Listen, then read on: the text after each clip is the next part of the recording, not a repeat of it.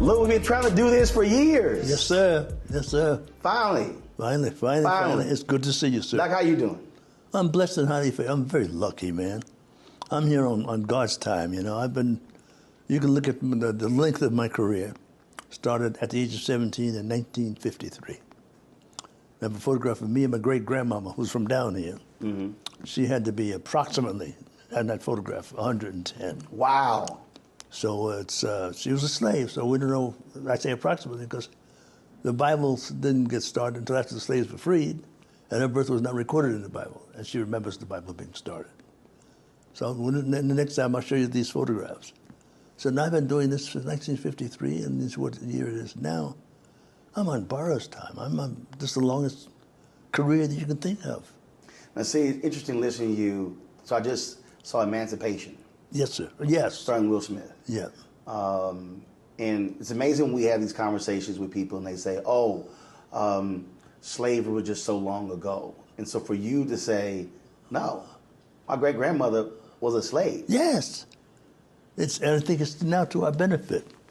Because when you travel, like Glenn is traveling now and others will, we get to see the condition of other countries, other oceans, other cultures. And if we believe in God, and a lot of us do, he's telling us if you don't get rid of that stuff that makes somebody superior or inferior and work together for the mutual salvation, everybody's gone. So I walk around talking to the kids with my foundation, which is that one. Mm-hmm. But as an elder, let's go for what it's worth. I don't get in anybody's face, but the truth is the truth. We are desperately needed at our best for the salvation of mankind. I want to talk about that. Just obviously, we really want to go in detail about roots. But I did a video after I saw Emancipation, and it absolutely bothers me when I hear people say, "Look, man, I'm sick of these slavery movies. We're more than that. That's pain. That's black trauma." And my deal is, Jewish folks make it perfectly clear. Oh, of course. Never forget. No, never forget. And I say, I don't care what you say. When I see many of these films, I'm seeing resilience. I'm seeing a fight. I'm seeing never broken. There's no such thing as impossible. And so for me, it's not trauma. It's called history. Yes, it is. Yeah. Now there's a trick in it though, and the trick is if you hold on to that resentment, we're the ones that get the cancer. We're the ones that get the high blood pressure. Mm-hmm. So we need to take it and put it aside as we go ahead for the benefit of us all. We just have one of the oldest cultures that's desperately needed for mutual salvation. Mm-hmm. That's the consciousness. For us to behave as if we have the keys in our roots to save mankind, right, and be a major contribution to our mutual salvation. That puts us where we belong. I gave a commencement speech to Grambling. Yes, sir. And the title of the speech was "Never Say Toby." Tony, yeah. And so when I gave the commencement speech, and when I worked in newspapers among the black staffers, I would say that they would be frustrated, they would be upset, and I would say, "Never say Toby."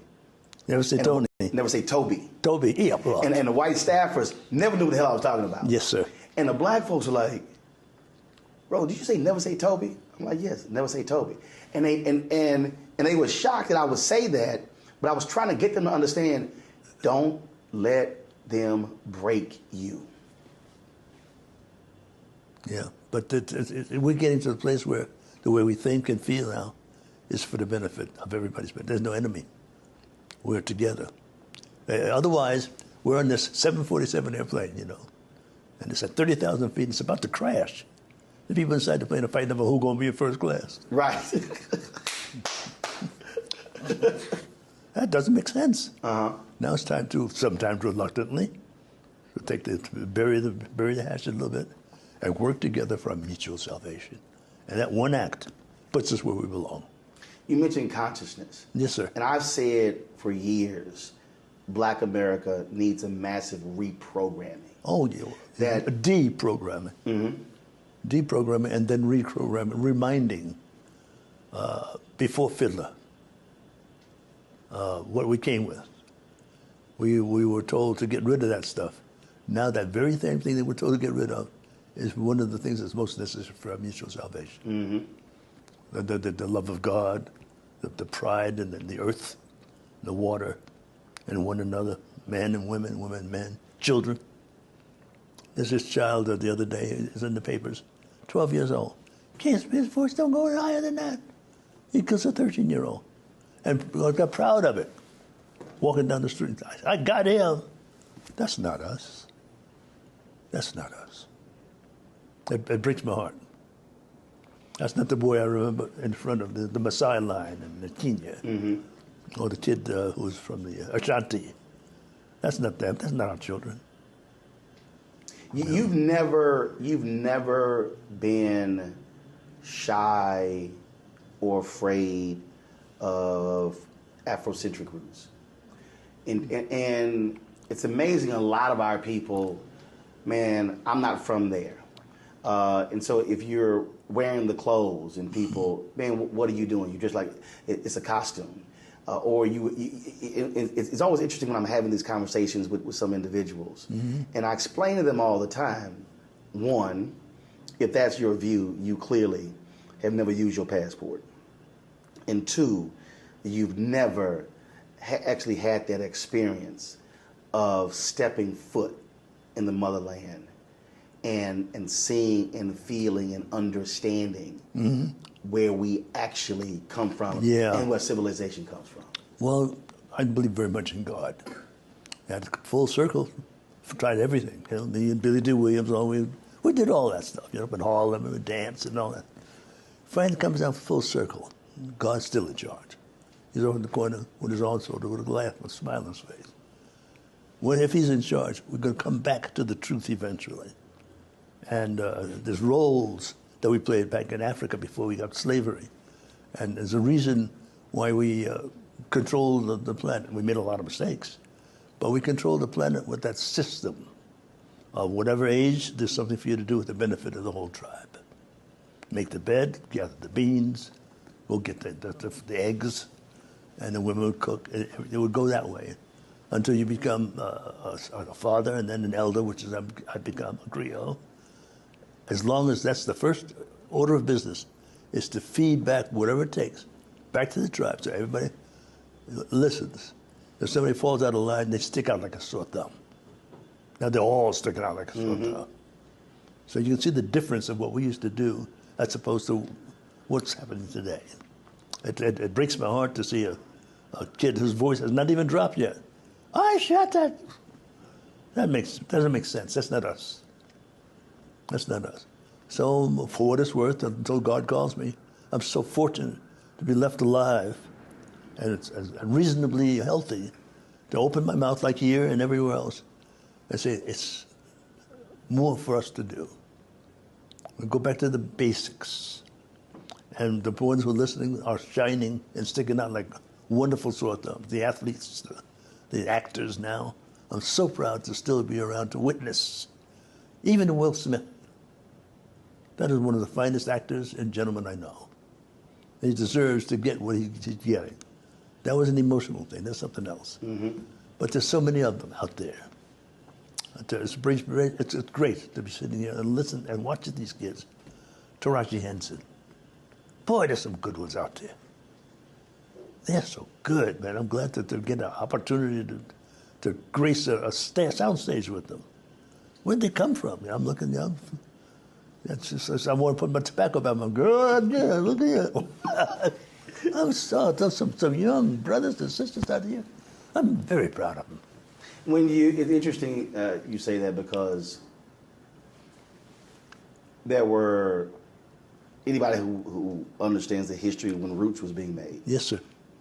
Every black person in Hollywood was trying to be in that. Yeah. And so many people just believed after the fact, because of the ratings and all the attention, that it would just throw open so many doors for black actors. And it didn't happen. It was the season of Roots. It was put on because it had to contract with David Wolper and Fred Silverman.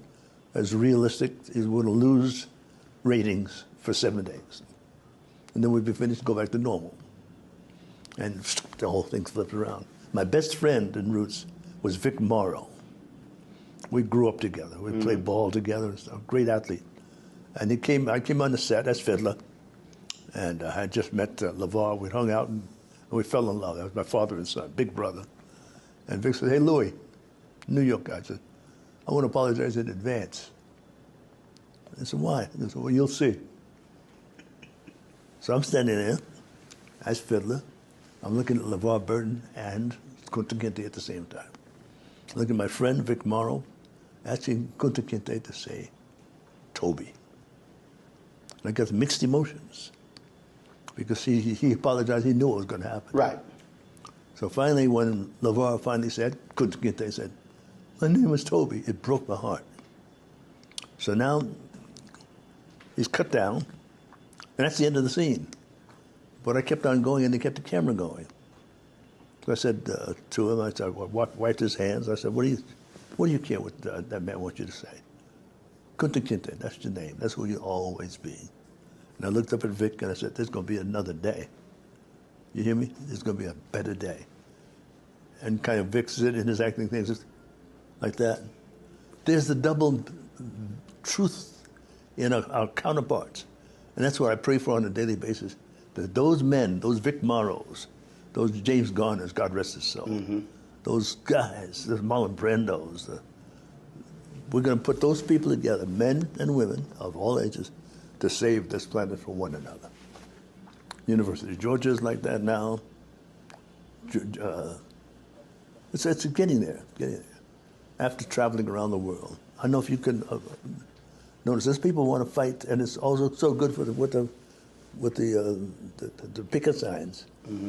But if they win that with the picket signs, that's only half of their success. So it's interesting as you talked about that season of Roots. Yes, sir. And I've had so many conversations, again, with Richard Lawson and Lynn Turman and Bill Duke, Jack Gay and others. And the reason why I think the stories are important and why we have to hear them, so people understand that when they turn that television on today, when they go to the big screen and they see these movies and shows, understand it was a long battle, struggle, fight to get that, to get to even just where we are today. Right. Well, we've got other options now. We can just open our mouth and we're on screen. You know, I'm flirting with the story of Mary McLeod Bethune. So I heard about Mary McLeod Bethune's friendship with Eleanor Roosevelt, and became real tight real quick because her husband was dying of alcoholism. So she came up one day to the White House, and he was in the wheelchair and with a blanket. And she grabbed the blanket, pulled the bottle, and he went like this, and she said, it's a true story. I'm going to give this back to you, but here's first what I want you to do first. I want you to integrate the armed forces because we're losing the war. And FDR said, no, they're not capable. He said, I don't care what you say. Call Ike. So he calls Ike and says, I want you to integrate the army. He said, those people are not prepared. I don't care. We're going to integrate the war. Tuskegee Airmen, 135th Regiment Armory, Harlem, and 5 others.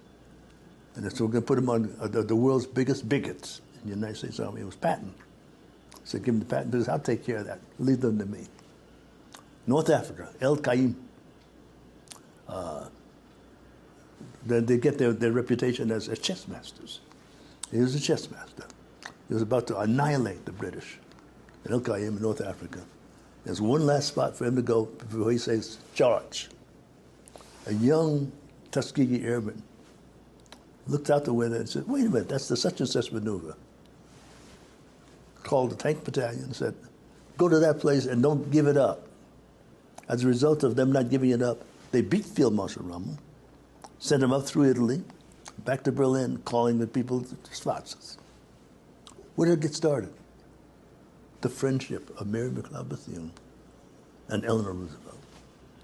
So when FDR died, Eleanor Roosevelt was responsible for the United Nations, Ralph Bunche, A. Philip Randolph, Walter White, and others. She was in the middle of all of that. Mm-hmm. Mary McLaughlin. That's a story that we have to tell. Right. And there's so many like it. Because there was supposed to be dangerous if we knew. It's essential that we all know now. Right. I mean, to me, it's dangerous if we don't know. Yes, sir. Yes, sir. Absolutely. Absolutely. More people didn't need to know about you. I've known you many years. Yes, I remember you and Al, and you're necessary.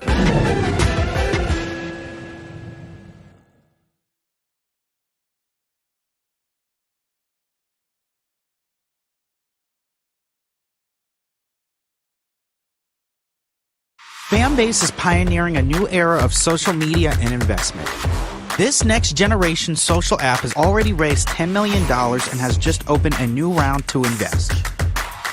For details on how to invest, visit startengine.com/fanbase or scan the QR code.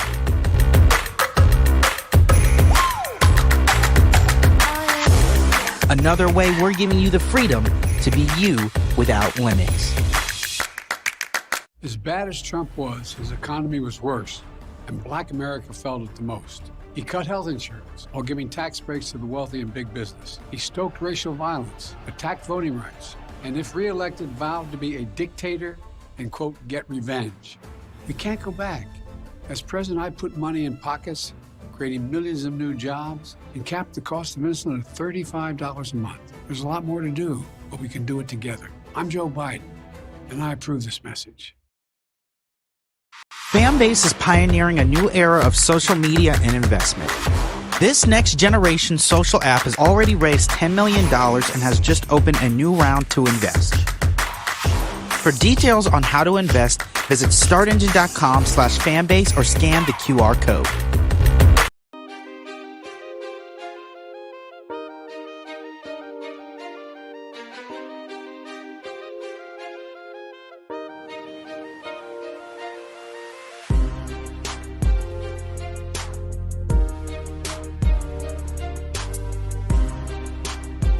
One of the things I love to see, you were mentioning Will and Taraji and this whole new crop. Yeah, I just finished working with Taraji. I love to see them give appreciation in your presence. Well, I have something to show you, but I can't show you. I'll show it to you today. Oh, thank you from Taraji. See, the reason I think that's important, because I think about my grandmother. So my grandmother, my grandparents lived 8 blocks from us. So and so basically nearly my whole family went to the same Catholic church. It was found in my grandparents' living room. And the thing is, when you walked into my grandparents' house, mm-hmm. you greeted them first. Yes, sir. Yes, sir. And it didn't even matter if there were other aunts. I remember I kissed my Aunt Helen first. And my Aunt Helen... You had an Aunt Helen too? No, my Aunt Helen was my grandfather's sister. Wow. They lived like 3 doors down from my grandparents. My grandmother got an attitude. No, it was hot. Yes, sir. That I dared greet Aunt Helen before her. Yes, sir. Now I'm like, well, I ran to her first. No, she ain't like that. And so... to me, it's always important when we are in the presence of those who came before us, paved the way, that we get that honor. And every time, and not just I saw before the president. I mean, that's important to me. You got that right. That's vital to me. Yeah. When that happens, that if you're sitting over here, folk you walk across that room, and you say thank you or good to see you. You got that right, sir. You got that right. That's what we have to spread around the world. Those people should be honored.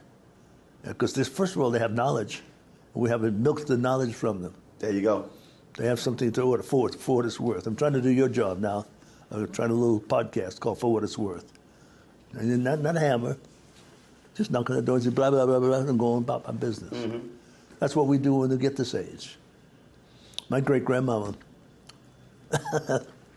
she, I don't know how old she was when she passed away, but she had one thing that I remember. It was railroad mill snuff. She was down here in Georgia. So she had two friends were the deaconesses of the church, First Baptist Church. So she said, I don't know, I'll keep talking about again. I'm at least 10 years older than both of you. You know that?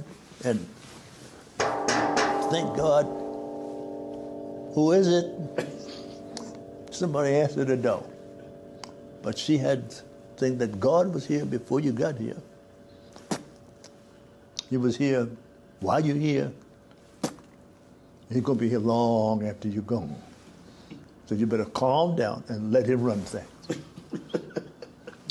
That's her. That's her. We all have somebody in our lives, like you said. Mm-hmm. Listen to him. Listen to him.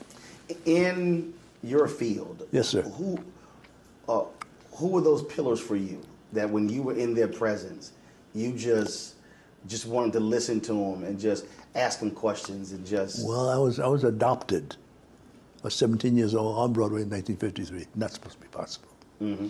Straight in high school. So the people that used to come and bring me sandwiches was Adam Clayton Powell and Hazel Scott. Paul Robeson, when he was in town, he was so happy to see this young kid in show business, he went to tears. He would laugh, and he'd shake your hand, and his fingers were by my elbow. He was a big, wonderful, big boy. That's what he was. Yeah. Then there was Hazel Scott, who was in the play with me, Take a Giant Step. Frederick O'Neill, the first black president of Actors Equity. Estelle Hemsley. I had the Max Glanville. There was some very nice people used to come and bring me my sandwiches, my barbecue from Harlem. And so that was, oh my goodness. Wilt. I was hanging out with Wilt a lot. I was the kid on the block. Mm-hmm. I was so spoiled, man. I was so spoiled. So my great-grandma came up one day, and she says, oh, Grandma, you came, you made it. And she slapped me. And then there's a room full of famous people, right? Right. I said, well, you slapped me. She slapped me again. She says, I taught you how to be respectful for your grandma, and I didn't see that up there. I said, no, that's a play. That's a play. I don't care. And I'm going to come back next week, make sure you don't say it again, right? Wow. Now Paul Robeson's on the floor in stitches. You're like, I'm acting. It's somebody else's line. I don't care. I don't care. Yeah. So there's a lot of little stories like that. That's hilarious. Yeah. So you're like, why did you slap me? Yeah, culture clash. Paul Robeson was like a kid. If he saw something like that, he'd be in tears. He'd laugh so hard. Great man. I think out of all... Josephine Baker, another one. Out of all of the figures, when I think about activists and even entertainment, fundamentally, Robeson is, I think, the top of the list of completely underrated. Oh my God! And not fully. I mean, for one, just the athletic feats. Right. Him and Jack Johnson alone. Being a lawyer and I mean, but when we just think about central figures of the 20th century, I hate that more people really don't understand. He still has yet to be really honored. Yeah. You have to be really honored. But there's a man, Kofi. I'll send him to you if you like, and you'll see Paul Robeson in front of you. Very nice. He does a one-man show, and you should probably meet that young man. Absolutely. But it's nice to be this age. Very grateful to be unscathed, broken legs and stuff. You know, no my had sports injuries, but I've been given the opportunity by God, whom I call God, to be in Israel and Africa and Japan and Australia and Egypt and South America and Central America and Mexico, Canada, in 80 years. There's no career out there that long. I have nothing to complain about. I wake up the next morning, you got me another one? Thank you, God. Thank you, it's good to see you. I've been in that place where I was concerned, and it gets you angry, and then finally you take a deep breath and say, wait a minute. You can't do nothing about it except speak your mind and get on with the day. But it's a good time to be alive. When you, how do you, let me phrase it this way. What still excites you about either the stage, the small screen, or the big screen? What still makes you just, let's go? New talent. New talent. My favorite actress is Taraji Henson. And another one is the girl that played my daughter in The Watchmen. I can't remember right now what her name is. King. And there's some... Regina King. Regina and others. Writers. The director from it's called The Purple. Fantasia. Mm-hmm. There's some people out there that's very exciting.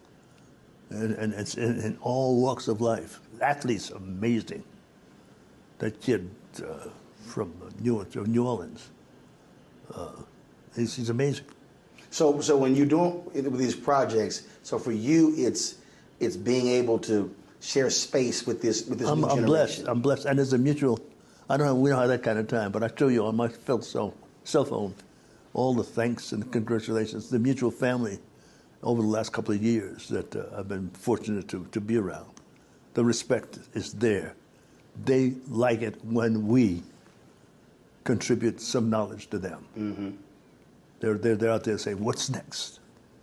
They're brilliant, but it's the old days when we created the original gangbanger and the original gangster. Mom was on the phone too long. And the kid was in a high chair with the food. The food went on the floor, so he came out in the street and said, "Pay attention, Papa." They're really doing it now. But most of them are still here, that they're salvageable. And they'll take their cell phones, eventually, and put it in their back pocket and listen. That's a blessing. And I'm very proud to have a semblance of a relationship with those young people. Harry Belafonte. I love that man. As well. Yeah. As well. Mr. B. Yes, sir. Absolutely amazing. Mm-hmm. When he had convened a meeting of the elders. Yes, sir. And it was here in Atlanta. Yes, sir. And he talked about this in his documentary. He says that as he was sitting there listening to all the elders, he said it hit him, I don't need to be in this room. And that's when he then purposely went out and began to go find young people. Mm-hmm. Mm-hmm. And to engage them and talk to them. Yes, sir. Because he said the solutions for the future are not going to be solved in the room with elders. He says we got to be able to be interacting with young. Yes, sir. Yes, sir. There's so many stories to tell you. We need a lot of time to do that. My lifetime friend with Floyd Patterson, he was the El Diablos, Bedford Stop. Stingy brim hats, satin jackets. And I had my cousins, the El somethings, El Quintos. And I came and went to the wrong neighborhood. And the gang had me up against the wall. And somebody said, "Get out of the way." The man took a zip gun, about this big, with a big fat rubber band, and put it between my eyes like this. We looked eye to eye. They pulled the trigger, and the rubber band broke. Now, the Guinness Book of Records does not have the fastest 10 blocks in history. I still hold that record.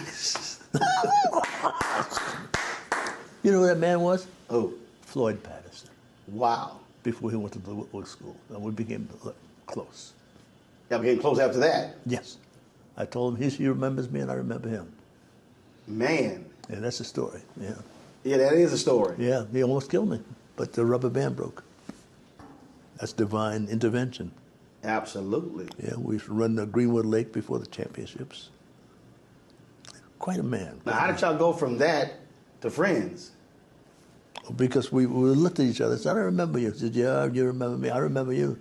"Why would you remember me?" And I told him. He said, "Yeah, that was me." Him and his brother ran the El Diablos. His brother died in Sing Sing. Mm. And he went to Whitworth School for Boys. And you like, thank God that rubber band broke. Yes, sir. Thick red rubber bands and things said, "Doing, doing, doing." And my butt said, I'm Brooklyn. I come from there, from that old area. It's amazing. The life is really nice. I'm very grateful. When you think about moments like that, and it happens to a lot of people, and it's always interesting to me when folks say, well, it just happened. I'm like, no. That was a message. God knows what you were destined for. Yes, sir. And what's sad to me is when I see, especially when I see a story of another young brother, young rapper, shot and killed, the brothers at Roscoe's Chicken and Waffle House. Yeah. Take off, cats are sitting here playing a dice game. And when it happens, for me, what comes up is, or even, the DJ Twitch who takes his life at 40. I always think about what the world misses when these lives are taken so young. And so when I hear that story, I mean, all the things that happen after that, well, would have never transpired. You pray on it very hard. And I think they're messages. God is giving us messages hard and soft. So sometimes we need to hear a hard message to get our attention and blink our eyes, to do something about it on a daily basis. And I'm very grateful to still be alive, to open my mouth, to do that. Every now and then I can't get up in the morning. I'm 86, but as soon as I can, I'm up. I've got some nice people working with me and for me to help me do that. So you said open your mouth, and the thing that I say this all the time to journalists or even media personalities. I tell them, you need to respect this microphone. Yes, sir. And I said, what I mean by respect it, you need to understand the power of it, how literally what you say could alter someone's thinking, could change their mind, could change the direction of their lives. When I ran Tom Joyner's site, blackamericaweb.com, I was the founding editor, and we didn't have a praise and worship channel. And I said, well, you can't have a black website and you have a praise and worship channel. So I created it. And I wrote a column one day, and I literally cannot remember what it was. And a woman sent me an email. And she said, I listen to Tom's show, and I hear this every day. She said, I listen to his show, and I keep hearing him talk about this website every day. Gotcha. And she said, and I never went to the website. But today, I decided to go to the website. And she said, and then I went to this channel, and then I saw what you wrote, and I read what you wrote. She said, I want you to understand something. She said, I had already planned my suicide. She said, I'd already planned it. I knew when. I knew how. And I was simply waiting for that day. She said, yet I read what you wrote, and now I understand that there's a purpose for my life. Now, when I told that story, somebody was like, oh my God, that's an amazing. I said, no. I said, let me flip it. I said, what you need to understand is, if God told me to write it and I never wrote it, that's a sin. She would have never read it. Yes, sir. I said, so the piece for us is, when we have to say something to somebody, I said, say it because you do not know who is being sent to hear it. Absolutely. I find here in Georgia, what I say to you sometimes doesn't fall right on black or white ears. Right. Because they want things to stay as they are and slowly grow. But if they want to stop me by killing me or shutting me down, they're shutting down somebody who's going to save their life tomorrow. This doesn't make sense. Doesn't make sense. That old, I'm better than you are, doesn't make sense.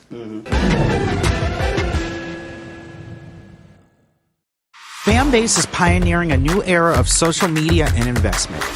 This next generation social app has already raised $10 million and has just opened a new round to invest. For details on how to invest, visit startengine.com/fanbase or scan the QR code.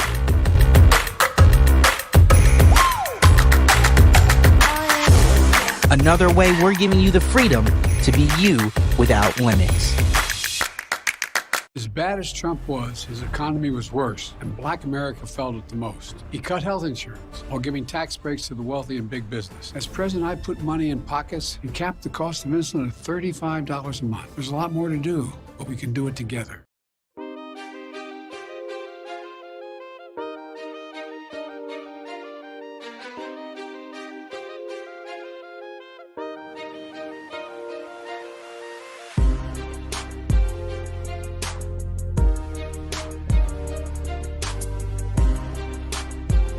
The media is the second most powerful medium in the world. Mm-hmm. You see a coup anywhere in the world, is the guns, is the military first, media is always second. Yes, sir. So what you do, what I do is so powerful because we literally, what we do goes around the world. Absolutely. Now, especially now. And people are forming opinions and perspectives based upon what they see. So that movie, that radio project, that broadcast, I mean, we literally could change minds. That's what happened. And that's why I say, folks, don't take lightly that power that you have. And some of it's new. Some of it's new. They had the one television. You must have been a teenager when television was in New York City. The Goodwill and East Side and West Side. And that's where Cicely and all those people came from. So I did a thing called The Nurses. And I played a juvenile delinquent. They just shot in the stomach. And at the end, I'm running from the cops, and the stitches break. And I die. They put it away. I get my first job in Kenya, in Tanzania. And it's the first year of national television in Kenya and Tanzania. So I get off the plane in Nairobi, and some young Africans go, "Hey! So I get out, and I get in the car and go to the Hilton. By the time I get to the Hilton, traffic is stopped. This young man says, "Can you do me a favor?" I said, "Yeah." Just open your shirt. So I opened up the shirt. "Yeah, how did you do that, sir?" How did I do what? How did you come back to life? That's early television. Wow. That's the story. We had Jomo Kenyatta as president. His wife did the same. How did you do that?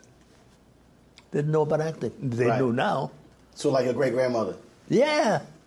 Yeah. So there's some stories that does in my book. But that's the power, and that's why, you know, it's like, no, understand that even if it's a movie and it's fiction, the words that you speak, the role that you play, someone is watching. Yes, there is. That's new for me. And someone is paying attention. Yeah. And literally one scene could just completely alter someone's view. Yeah. Because I've been told across the South, this was supposed to be dangerous down here. I mean, some of the guys, some of the cops, they said, "You helped raise me an officer, gentleman. I had a sergeant just like you." And he's the one that saves my life. He just comes to my house sometimes. And under other circumstances, he'd be on the other side of the street.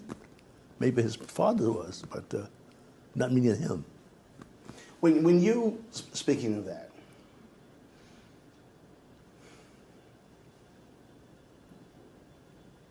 when you were doing that movie, were you thinking about and understanding the racial implications of this hardcore, stern, black officer? Officer gentleman?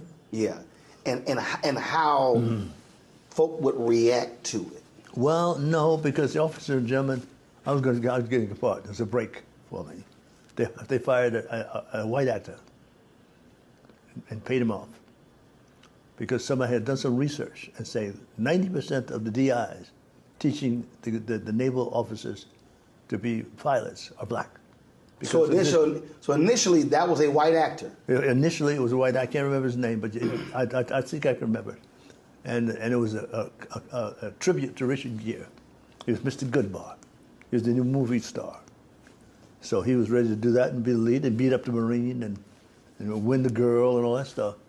And the Marine showed up with me after 6 weeks of rehearsal. I was a DI when I showed up. It was my shot, you know.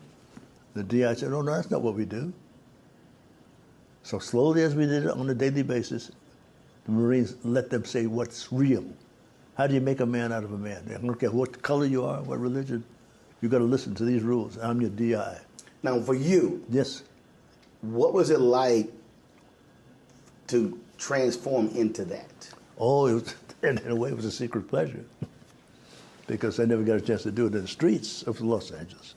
And I got legally the ability to tell the movie star to get down and give me 50. I want your DOR. So that whatever it was in my system, I was able to legally do it for Taylor Hackford. So sort of like when Jamie Foxx played in Django Unchained. Yes, sir. So for you, it was like, okay, all of this that black folk been carrying. The director said, let him have it. I'm about to take it out on Richard Gere. Oh, my God, yes. Did he understand that? Great professional actor because he went for it. That's why it's such a good movie. So you took all of that, our history and subjugation and having to bow down and... They should have the Oscar, the Marines. They would not let us lie about them in that movie. They tried to fight for a week that Richard would win the fight. No. And they said, that don't happen in real life? No. That should be their Oscar. Because they pushed me right through, representing them. So I said, we just had a birthday a couple of months ago, the Marine's birthday. I'm a Marine. Do Marines still come up to you? Yes, sir. And every foreign country has got an embassy, and it's manned by the Marines. So I'm an honorary Marine. And I represent the Montfort Point Marines. Uh-huh. You know, so it's very good feeling, very secure feeling. Very secure. So many actors want that Academy Award. Mm-hmm. Did it mean that much to you? Or was it validation? Or for you, did you say, I don't need the award to validate me? Well, I needed validation. Oh, even today, I sink into that low self-esteem. I'm old now, you know, I forget my lines and stuff. And I see, in my mind, I see them with the scissor. That's it. That's me. Right. But I'm just very grateful. I'm grateful. I'm still there. I did not as good a job as I thought I would do on The Color Purple. I played that and others. I forgot my lines. But it's there. It's still there.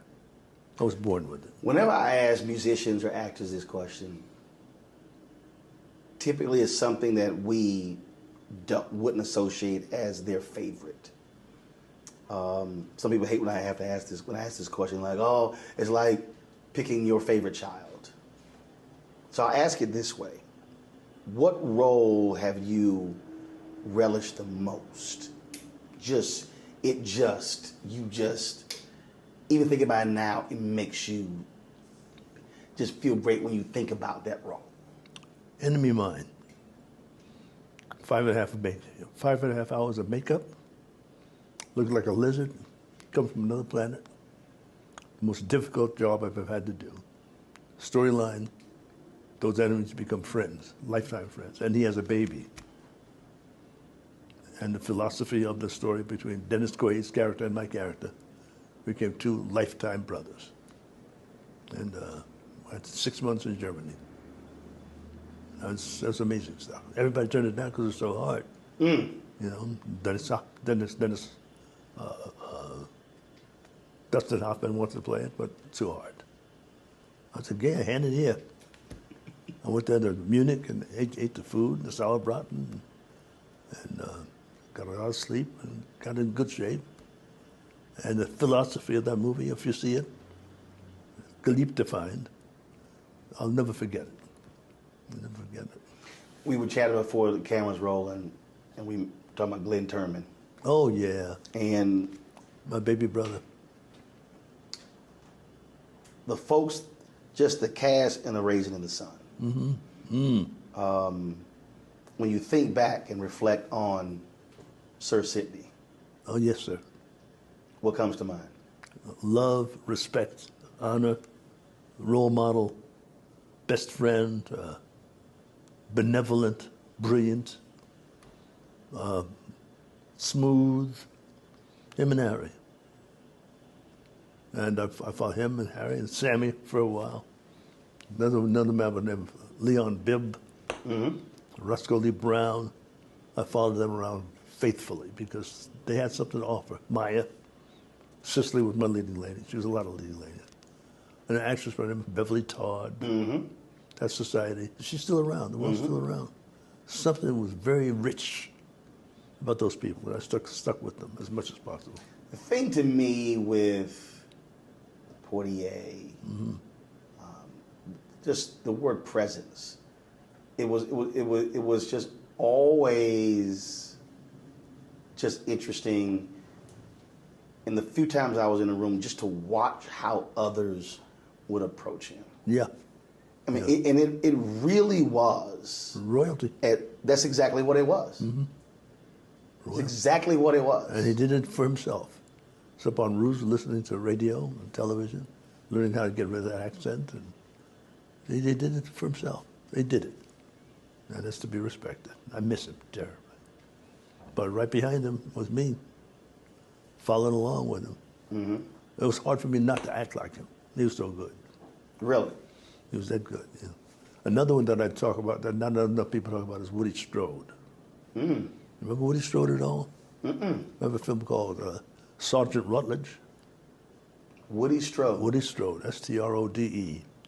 You come to my house, I show you a picture painting of me and him, in a picture I did called Gathering of Old Men. Ernest Gaines did it. The first thing he did was Jane Pittman in Sicily. Second one was Gathering of Old Men. Now, Woody Strode went to UCLA, All-American. He was all-star football player, track star, and he was nominated for an Academy Award in a thing called Sergeant Rutledge. And then he was sent to Italy, where he could do some work. So he did Demetrius and the Gladiators with Kirk Douglas. And he stayed there and did a lot of movies. Just look him up. He was my hero. Woody Strode. Yeah, there's some great ones out there, man. Some of them still alive. Great ones. When you were talking about Glenn Turman and y'all's relationship. Yeah. The thing that when I last talked to him is that I still crack up that Glenn. I was like Glenn, are you from Harlem? And you swear he a Southern cowboy. So I get a kick out of that. And he said that his greatest dream. I said, what's that one thing you want to do? And he said, a real, true black Western. Ooh. So I ask you, is there something that you have always wanted to do that you have yet to do, and what is that? It's a loaded question. The character that I always wanted to play has been played. I don't think it was good enough, but it's still there. The Bass Reeves stories. Bass Reeves was the most successful marshal in the history of the West. And always got his man except for one. I've got a photograph of him in my office. There's some other stories. I'm working on a man by the name of Colonel Hubert, the Black Eagle Julian. You know that name at all? Well, you know... Colonel Hubert? Hubert Fauntleroy Julian is the Black Eagle. So now he is the Black Star shipping lines. Right. So how Marcus Garvey got his black people out of Harlem to go to Jamaica first before they went to Liberia. They used the Black Star lines. That was owned by Colonel Julian. Colonel Julian had a little biplane, and the Red Baron called him a Schwarzer, And he challenged the man in the middle of the English Channel and sent him home. And so he was one of those people, they've taken him out of the history books of Marcus Garvey. If it wasn't for him, Marcus Garvey couldn't have gotten to Liberia. It was his stuff. He supplied all the weapons. Because most people, when they if they do, first of all, if anybody talks about Marcus Garvey, yes, even if they talk about that and they mention the Black Star Cruise Line, yes, that's Colonel Julian. Like literally, yeah, that name never comes up. They take it out. I want to put it back. He's a very special Jamaican, both of them Jamaican.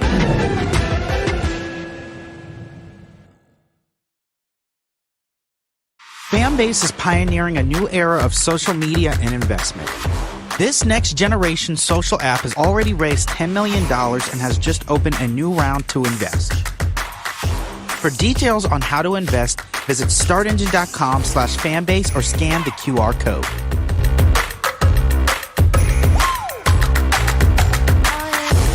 Another way we're giving you the freedom to be you without limits. As bad as Trump was, his economy was worse, and Black America felt it the most. He cut health insurance while giving tax breaks to the wealthy and big business. He stoked racial violence, attacked voting rights, and if reelected, vowed to be a dictator and, quote, get revenge. We can't go back. As president, I put money in pockets, creating millions of new jobs, and capped the cost of insulin at $35 a month. There's a lot more to do, but we can do it together. I'm Joe Biden, and I approve this message.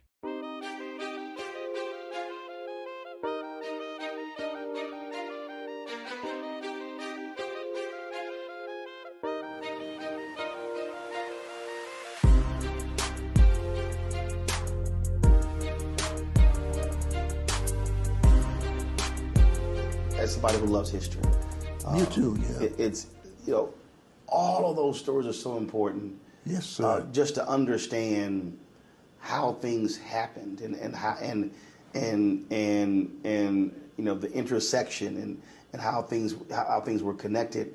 And I've given speeches and I mentioned someone's name. People are like, oh my God, I never heard that. Yeah. And it shows you how so much of our history is just completely untold. I mean, there are just troves of names and stories that are worth telling. Oh yeah. Whether documentaries, whether movies, or whatever. There's these families called the Jackson family, I think, outside of Tulsa. When they bombed Tulsa. That's right. They were missed because they were not in Tulsa, just on the outskirts. They weren't in Greenwood. They were in Greenwood, Wow. right outside. And they still have the property. I'm trying to get that done. So I don't want to ask anybody else. I want to ask us. We have to have this network so that these young people know how prolific the history is, good and bad.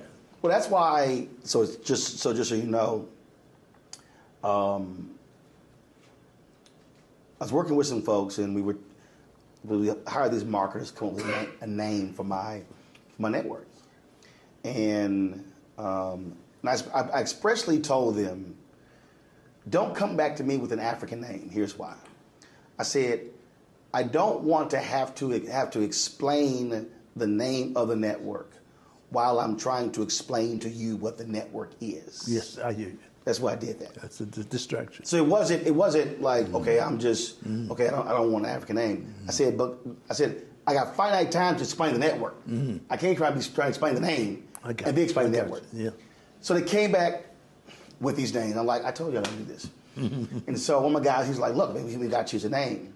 And I just come back from Ghana from the year of return, and I took a photo above the Black Star Gate, and I was sitting there, and it just, again, I spent probably 10 grand with his marketing group, and came up with a name literally that quick.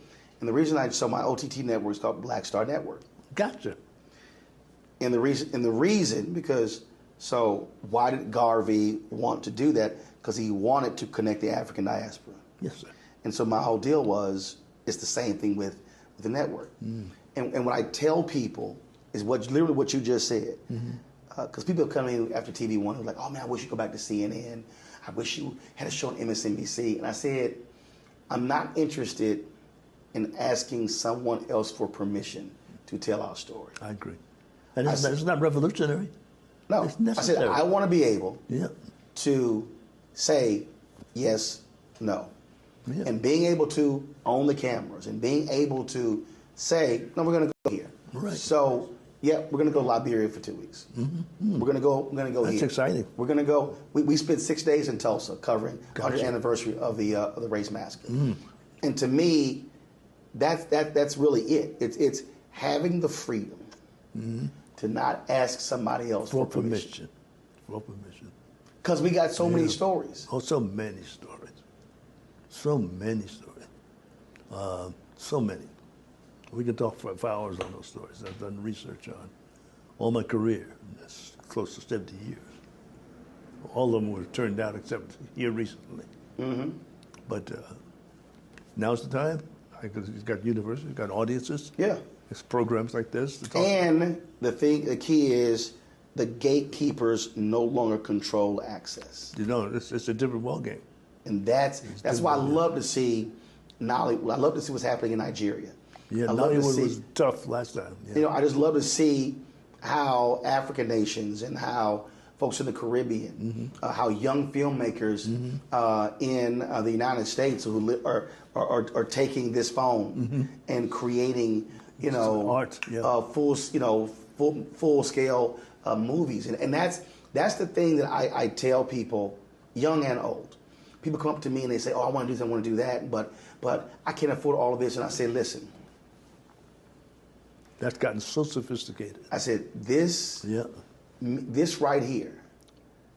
I said, "Start here." I said, "Do not let the inability to purchase all of this keep you from telling the story." Yes, sir. Yes, sir. I've enjoyed this, by the way. Thank you. Well, you know, we've been waiting for a long time to do it. Yeah, but we've gone through changes. Also. Oh, absolutely. Now is the time. Absolutely. Now's the time. Your book. Yes, sir. You call it An Actor and a Gentleman. I always ask anyone who writes a book this, even when they wrote it. Was there a wow moment? So even when you were writing and researching and remembering, what was that moment where you went, wow? Oh, yeah. I could count them, but the biggest, if you have time. Yeah. I wouldn't work in... We got time. I own it. Okay, got it. I wouldn't go to South Africa until Mandela was going to come out of prison. Right. I've been invited. I did A Good Man in Africa, you know. But the first movie produced independently after Mandela was coming out of prison was a thing called The Reason. And it's kind of a throwback of the Truth Commission. So I moved to South Africa, and I'm having good hot and cold places, people watching over corners and stuff, but I'm looking around. I learned to meet the Mandelas and the godfather of the ANC, the Tambo family. And in the Tambo family was the heir apparent after Mandela would retire. It was Chris, Hani. He was dating his niece, an albino. I'd still be there. She'd have me by the throat. She was so oh God, I moved in. I was moving in. She took your heart, huh? Oh gosh, the whole culture. So now, Chris Hani was, and then they celebrated his success at this football stadium. There was a man behind him saying, "Stop firing!" They were shooting guns. And his name was Chris Hani. He was in the government. One morning, a white woman and a man shot Chris Hani in the chest 7 times. So when you do that, and here in Georgia, you go to this flower man, and you bring the flowers to the mom, you know, to the wife. That's all I was thinking about. My driver, he's a former football player with Jerry Curl, and we got on the freeway, went to the Hani household, and when we look up, we're surrounded. On the left is all the white guys with their tanks, and on the right side is all the young blacks with their little swords and stuff. We can't back up, can't go forward. The heart going boom, da boom. That's it. You're like, what did I walk into? What did I walk into, right? So I took a deep breath, got the flowers out, and started walking toward the house. And they got out of the way. Heart's going boom. That's all I could hear was boom, da boom, boom. And things on the radio, walkie-talkie. So finally I got there knocking on the door to my friend Dolly Tombo. You know that name, Dolly Tombo? Mm-hmm. He, that's for that family. He opened up, grabbed me, and said, "Get in here." I said, "What happened?" He said, "You crazy. You just walked into the mouth of the devil. They're going to, you may not live." I mean, he was very upset. So while I'm here, can I give this flowers to the missus? And I took her, she looked at me like I was nuts. 3 or 4 hours later, Oliver Tambo, the godfather of the ANC, Adelaide, his wife, she said, "I think I'm going to try and see if I can get you back to the hotel."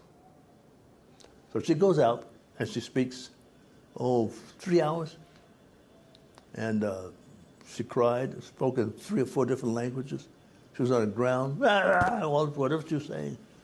And she came back exhausted, soaking wet. She says, "I think maybe you can try it now." So my man, Jerry Curl's gone. The football player, Jerry Curl, he's gone. He's gone.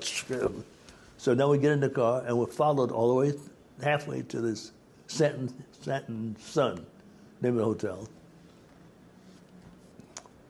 And we got there. I could take a deep breath. That's a wow. Yeah. That's a wow.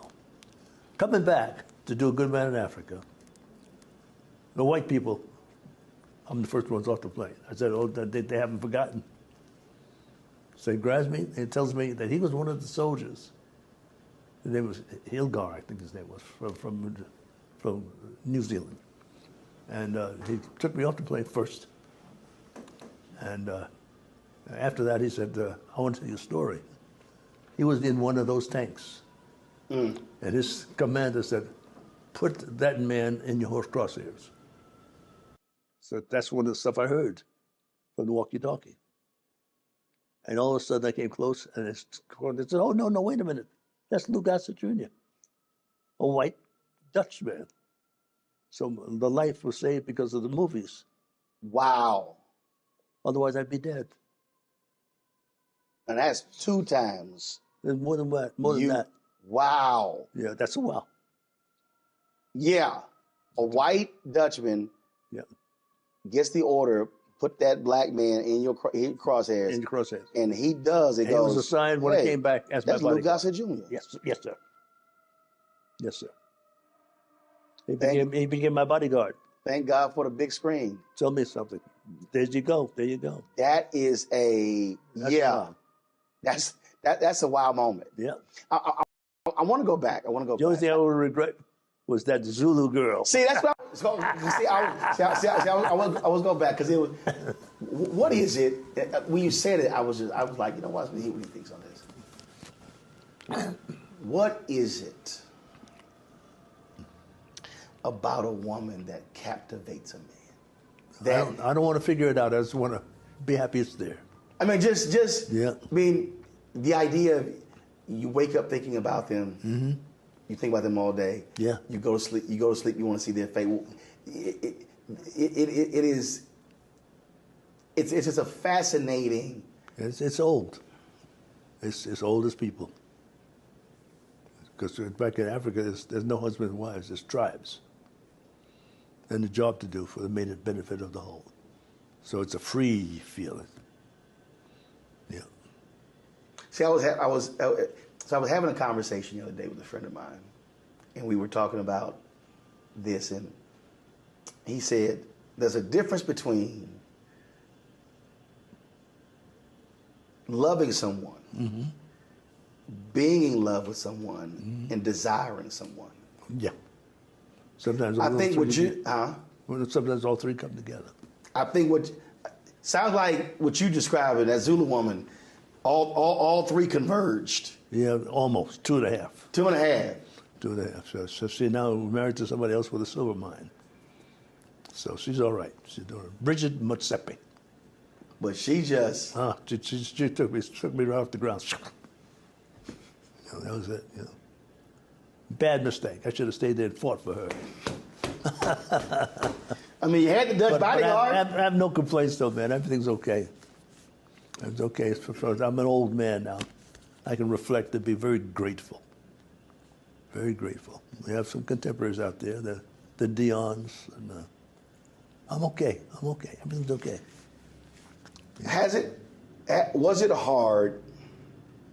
Other artists have said this to me, that it is very difficult for people who they love, will be their family or a partner, to understand that their craft is actually their most important love. Well, it's a tough one. That's not racial at all. Has that been the case for you, where your craft is that's your first marriage, your first love. Once you start getting successful in it and you study the things that you have to go through in order to loosen your instrument, to play those parts, to get hired again, and be successful globally, first locally and then globally. It's your first marriage. So how do you deal with that? How do you deal with? You pray that who you're with understands. You take them with you. Sometimes when they like the lights and stuff, you know. But how do you also even deal with it when? And again, I'm converging these two forces. When you're with someone, mm-hmm. you have a partner, you're married to someone, mm-hmm. and then you have this love, and then you encounter someone else. Oh, it's a tough one. It happens, yeah. Who takes your breath away. Yeah. Because and that's the thing that I think a lot, again, when that thing is what you love, and it's not that, it's not, to me, it's not even that you crave the attention.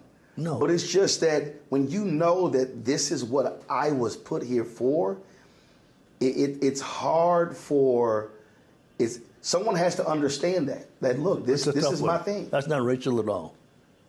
It's not racial at all. It's a dynamic. It's tough.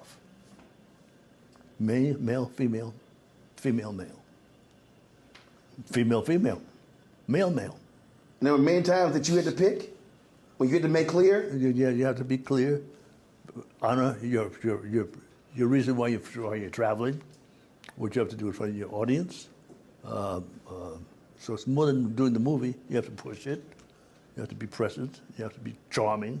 And every now and then God steps in there with his little devilish arrow. And that's what happens. That's what happens with some of them, you know. That's what happened probably with one of the greatest athletes, O.J. and the man with the bad leg, Hollywood, Dion. Mm. Those are my heroes, you know. Walt Frazier. Some great ones out there.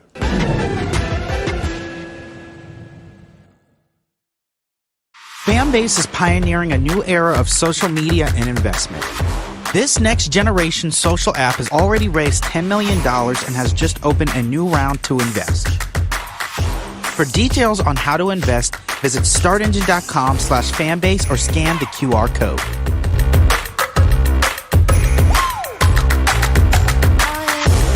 Another way we're giving you the freedom to be you without limits.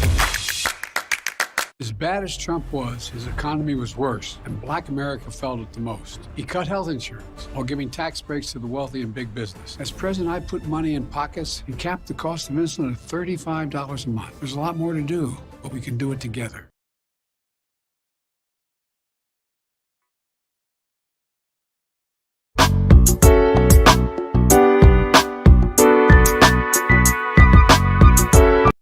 Fanbase is pioneering a new era of social media and investment. This next generation social app has already raised $10 million and has just opened a new round to invest. For details on how to invest, visit startengine.com/fanbase or scan the QR code.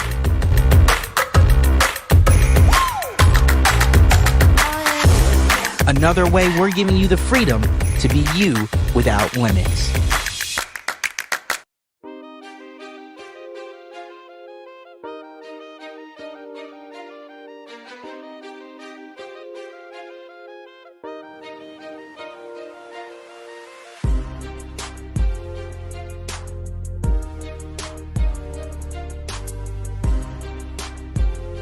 when we have these discussions with people, it's always, when I think about greatness, and I would love to know if you ever had one of these conversations. So I'm at the Jeffrey Osborne golf tournament, and it gets rained out. Massive storm comes through. So we're sitting at the table, and sitting around talking, and so I'm sitting here, and Ahmad Rashad is sitting here, and Eddie Levert is sitting here, and Barry Bonds is sitting here, and Sugar Ray Leonard is sitting right here. And we're having this discussion about greatness. Because I brought up something Eddie's singing, and I brought up, and he was talking about, man, you the smartest guy on television, and so he's asking me questions, and then we're talking. Ahmad is talking about what it requires to be a great wide receiver, and Barry is talking about what it means to be a great baseball player. Then Sugar Ray Leonard is talking about what it means to be a great boxer, and he says something. He says, "Man, you've been a great boxer." I was like, "Are you out your mind?" He said, "No. He said, last night we were on stage and I saw you dancing. He said, all I could do is look at your feet. He said, he was like, it's your footwork. Yeah. And I was like, what are you talking about? He said, no, your footwork. He said, I thought you were all that twisted turn. Are you going to fall down? I said, first of all, to be a boxer, you got to take a punch. I ain't letting nobody hit me. I said, footwork is great. But it was just this fascinating discussion we had. Oh my God, I wish a camera was rolling. And it was just a whole discussion about greatness. Have you had those conversations with peers or people you respect where you wanted to just, no, I need to know what does it require to be great, to become a legend, become an icon? And I haven't the slightest idea. It's good fortune. Blessed by God. You look at it, you reflect on it, and it's almost like bingo. You prepare for it, the best you can do to prepare for it, and each day you get better and better. Never wanted to quit? Did you ever? Quite a few times, yeah. We're not getting How close did you come? I wanted to, there was a time when I had to choose between basketball and sports early on, baseball and sports, and then I got work. And every time I would threaten to quit, I got a job. So I was making somebody else some money, so I didn't want that to happen, I guess. But I've gotten the good fortune of bringing my children, who are still upset, but they came with me through 9 and 10 different universities and countries. It's a tough one. You say still upset? They're still upset they don't have a check. And I think father and son or father and daughter is much more quality than that. It's the hands-on relationship, the way it would be back in the days of the tribes. Any regrets? No. I'd question God if I did that. Yeah, this is one great big sandwich. You know, there's some things, if you do that, then you can't live today. One role that I do, and I have a DVD, Satchel Paige. Oh boy, that was fun. That was fun in Mississippi. Yeah. He was there when we started. Really? Yeah. He was there. Wow. He traveled in a suitcase, 2 suitcases. His dishes, all stuff is in 2 suitcases. Beverly Todd was my wife. Again, Paige, another one of those, people talk about Jackie Robinson, they talk about, but Paige was just unbelievable. Oh, yeah. He was, he should have been the first black, but he was 60 years old at the time. Great athlete, though. Smart. Josh Gibson. The second baseman. Wee Willie from the Black Leagues. The Hall of Fame. He just he died last year. Great performances, great people. Josh Gibson, all of them. You crossed paths with so many people. Yes, sir. Yeah, very grateful. Who would you say, and granted, you got lots of choices, that was just absolutely fascinating? Anwar Sadat. I had to play him. There's very little look on him on films for him speaking. So I was invited. He collected black artists, roots. He had a whole private library, which is how I got to play his part by his wife, Jihan. Fascinating man. He was more black than anything because he's a Nubian. Yes, yes. And his feelings were very deep. Oh, I remember vividly. Yeah. I was in the 8th grade. Was assassinated. Mm-hmm. I remember that. I remember that moment when he decided to go to Israel and get off the plane and go to Israel. How deep that decision had to be. Yeah, I remember the movie. I remember watching you in the movie. That was yeah. I was always fascinated by the Sadat because again, my dad watched news all the time, and so you're always watching news, and you're like, who is this black man? Yeah, he was a great man, great man, great man. The two of them, Ben Gurion and Sadat, and Golda Meir, that whole area is a very historical area that God has seen fit for me to participate as Sadat, as Egyptian culture, as opposed to the other culture of Africa. Going there after the Six-Day War with Tony Curtis on that way. Going back for Iron Eagle 1 and 2, another way. So I can go there now. I don't know, but last time I went, I didn't even need a passport. And they're killing one another. So it's something about God's influence on us that we have to take advantage of. Favorite African nation? Ghana. Why? I don't know. I like this style. I like this style.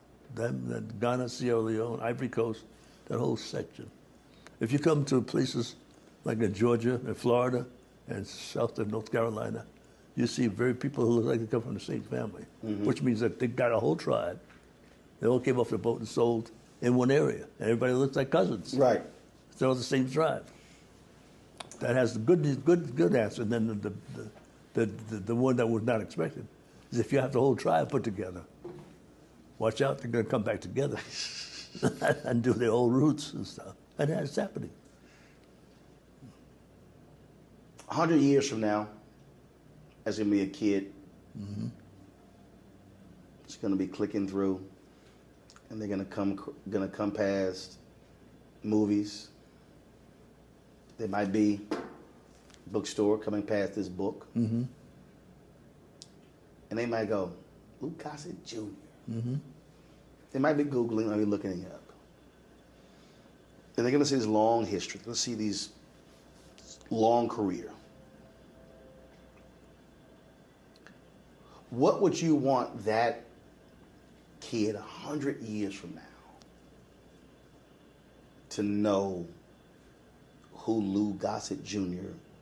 was? I want them to get it out of the book.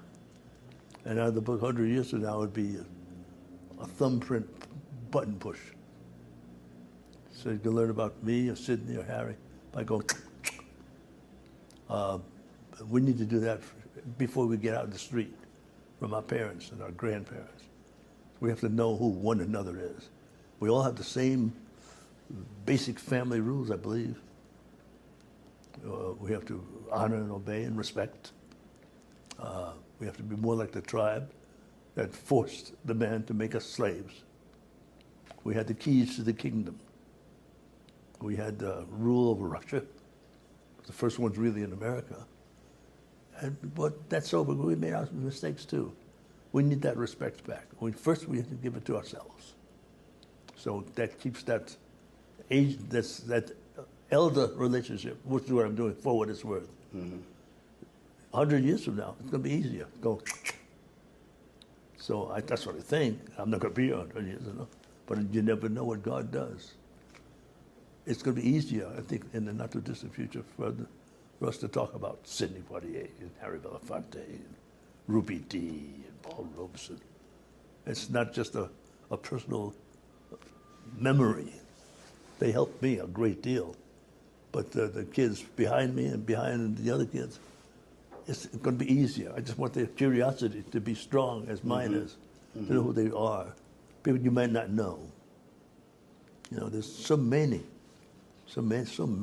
Roxy Roca, Maya Angelou, Raymond St. Jacques, Charles Gordon, some great ones out there. And these kids don't know who they are. Last question for you.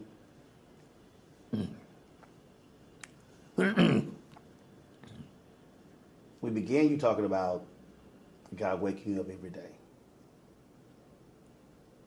And when you are doing something, when you are, whether it's with your foundation, whether it's when you're speaking, whether it's a podcast, whether it's when you're acting,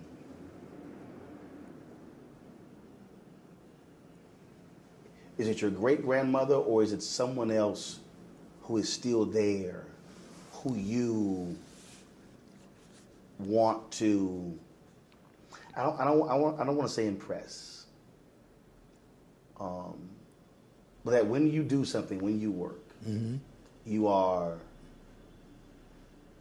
thinking of this person and thanking them for what they put in you. Who is that? My mother, my great-grandmother, and God. But the elders fed me. Mary Elizabeth Young's counterpart was in the First Baptist Church was Madam C.K. Chappelle. They dressed the same. The aunts, the women, the churches, the black church was very powerful. Those women had, the ones got to schools, and they smarter than they were expected. Some of them might have been maids, but they sure picked up the right things and gave it to us. So it's I'll never forget those women, some of those men, those elders, that I had them to thank on a daily basis. Them and God. This is gravy time, man. This is gravy time. This is the longest existing career of anybody. Starting in 53. I'm amazed. That's God's work. And me obeying, as my great-grandma would say, hard head makes a soft behind. You know, I'm very grateful. I'm grateful that you offered to talk with me this long. I'm very blessed. Thank you for that. Well, I've been wanting to do it, and I appreciate that we finally got a chance to do it. I look forward to it. Next time you come to my house, then let's do it. You got it?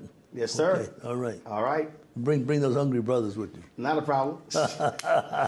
Look, I appreciate it. Thank you, sir. Thank you. All right.